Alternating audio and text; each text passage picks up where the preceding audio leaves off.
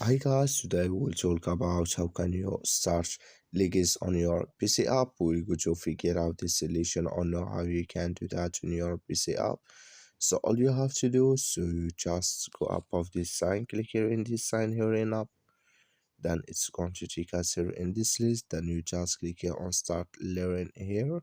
So then you come to this list. So just switch into open video, so then it's going to show for you here. So when you just click here in this sign, you click here on start learning here, so then it's going to show for you on your busy app. I have nothing here because my account is new account like you see now. So in lock legacy here complete a lesson to start competition, so I have not lesson here complete, but if you have it, it's going to show for you when you click here on start learning. That's all. Thank you for watching. Don't forget to support us by liking, subscribe.